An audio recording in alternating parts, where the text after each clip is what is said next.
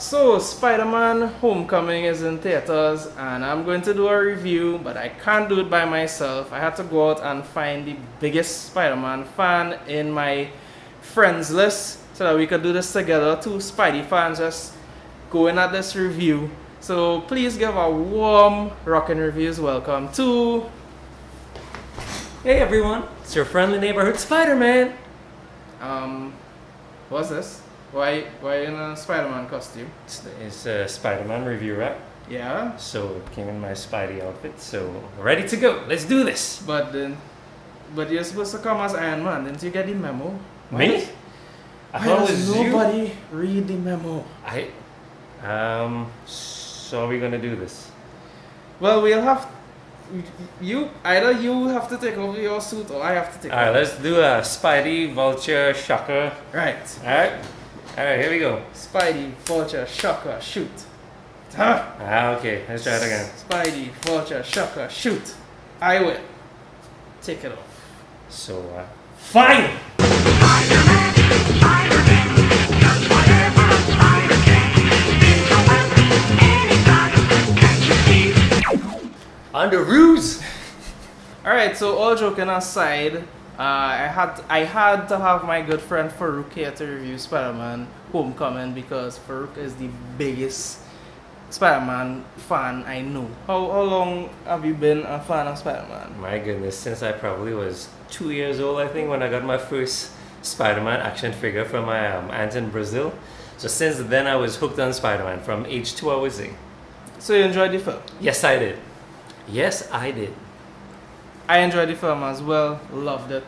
Had to see it twice to get a full appreciation of what the film was trying to do, what it was trying to portray. But after I saw it that second time, I appreciated it even more, loved it even more, bumped up my score for it. Well done. Well done. It was a fantastic film, not just a Spider-Man film, it was a fantastic film. I'm saying that not based on any bias, right? No, not some any people may bias say, at oh, all. because you're a Yeah. Spidey fan, or you rate it up so much. So, no bias here. Obviously, no bias. What? What is all of this? Where did that come from? Tom Holland is a phenomenal Peter Parker. Two slash thumbs up. Spider-Man. Or six, I guess. Phenomenal. 6 fingers up. He really portrays both Peter and Spider-Man with a sense of genuineness, earnest, and a little bit of vulnerability. Yeah. So he's really the most balanced Peter Parker Spider-Man we've had, I think, in all of the live action And movies. as we were talking, you could tell it was the same character with and without the Yes, mask. exactly. He's still a kid, he's still learning. He makes a ton of mistakes in this movie. And even in this one, you could see that he's still figuring out who he is as Spider-Man. He knows Yeah, sort of yeah. who he is as Peter Parker, even though he's trying to be the cool kid, maybe trying to be like Flash, I guess. Yeah. But as Spider-Man, he's still trying to figure out, like, who am I with all of these powers?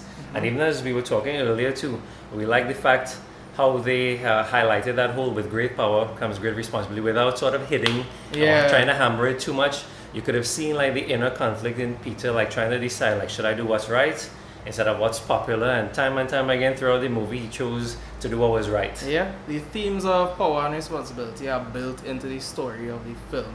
So not even Tony has to give him a big speech Yeah. about doing the right thing. He knows that he has to do the right thing. It's intrinsic to his nature. So what you thought about the villains though?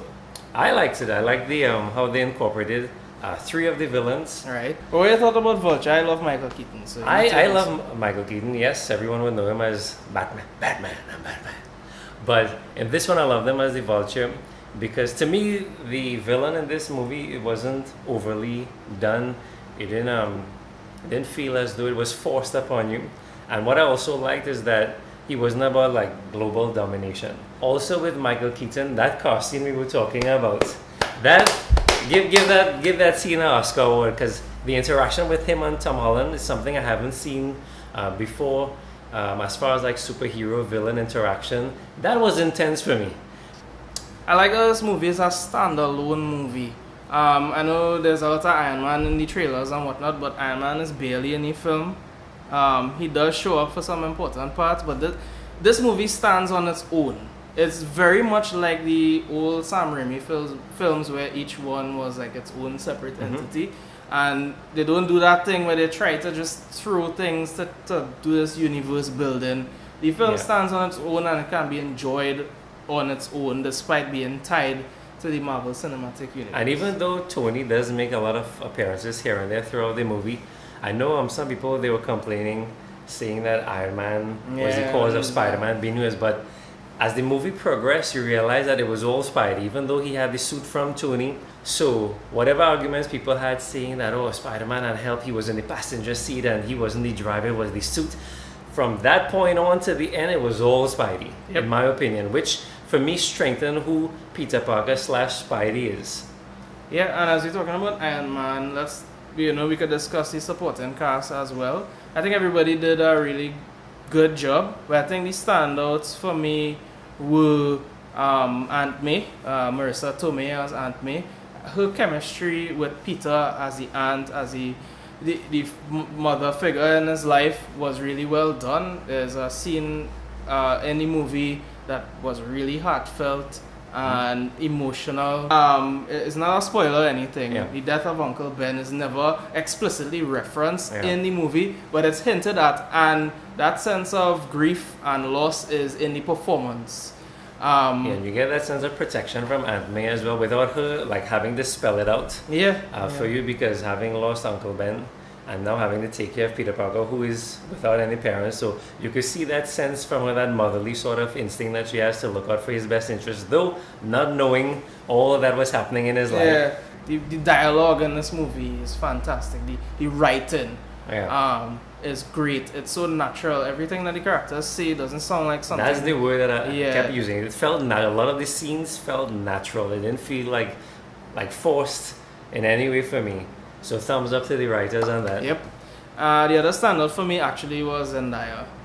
She didn't have much to do in the movie, but if you pay attention, you see she is always in the background doing something quirky or weird. I actually liked her character too. I know many people probably because they didn't like her from before, so they brought that bias into them. But you have to like her. Her character is pretty cool and funny, in my opinion. And her humor is what really worked in the film when it came to like dialogue humor. She had some real nice one-liners and whatnot.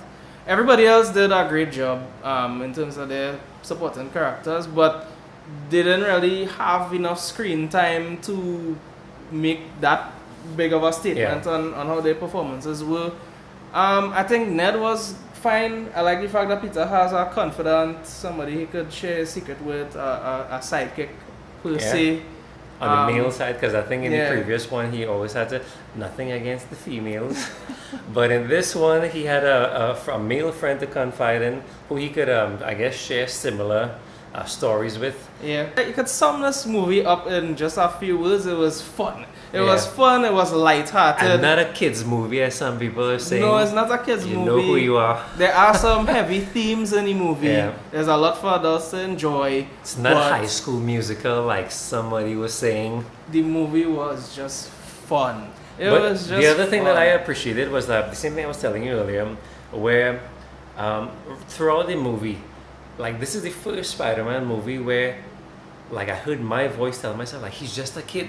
In the previous Spider-Man, like whatever adversity he had, I was like, he could handle it. He could. But in this one, I was like, he's just a child and he has to deal with all of this. And the other thing too that I appreciated, they put stuff in the movie that I never thought about, like when he was climbing the Washington Monument. I never thought about Spidey having to deal with heights or his fear of heights.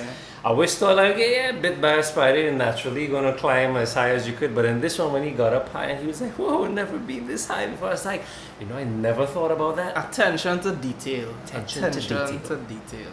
They actually show him mixing up the chemicals to make the webbing.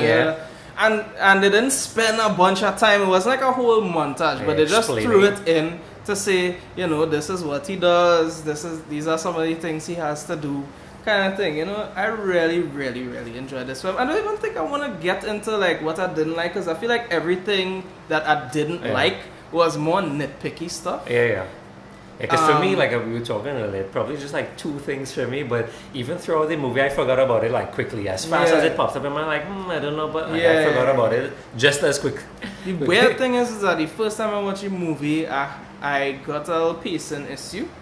But then the second time, I watched it, I found that it was very briskly paced and well paced, and I never got bored at all. Yeah, I could see that because none of it moved slowly, but it took a little while for the story to set up certain things. But once it crossed that setting up point, like it was like all downhill from, and I mean the reveals and stuff. There are a couple of reveals in this movie. We're not selling it out, No. but there are some reveals in this movie, and they will shock you. Yeah, no pun intended on They that were one. very well done. I don't know how they managed to hide these things in the production, but they did, and it was great. Because when I went to see the movie, the theater was practically empty, so it wasn't like that big crowd gasp. I actually heard myself gasp for the review. I was like, what? But when you see it, like, for those of you that haven't seen it, when you see it, you would know. Yeah. So all in all, I really enjoyed this movie. I wouldn't say it's the best Spider-Man movie, but I think it's on par with the best Spider-Man movie, which is Spider-Man 2. Sam Raimi, yeah. I think that's still the gold standard for as far as Spider-Man movies are concerned. And even this one, I got a lot of, like, I guess references or little nods, like the boat scene when he was holding the boat together. I don't know, reminded me of the train scene in Spider-Man 2. Yeah, there are a couple of nods to the other Spider-Man movies as well. The Branzino scene. Remember the Branzino with Flash? Yeah, yeah. And you're saying the Branzino wasn't fresh. So I would give this one a definite watch it.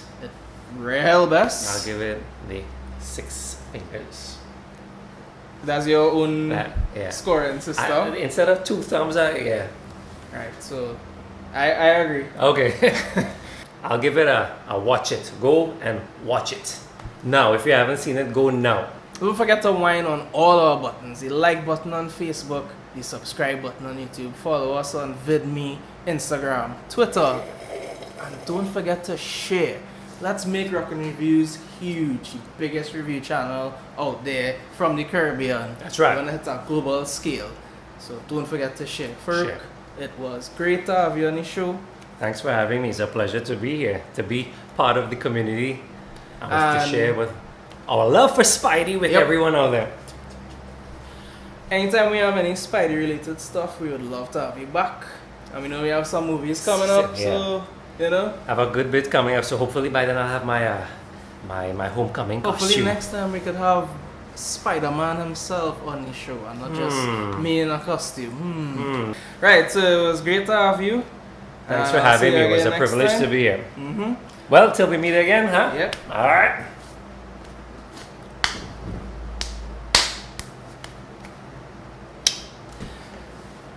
And remember, I'm not a movie critic, but he could definitely rock a review. See you at the cinema. Spider-Man, friendly neighbor Spider-Man.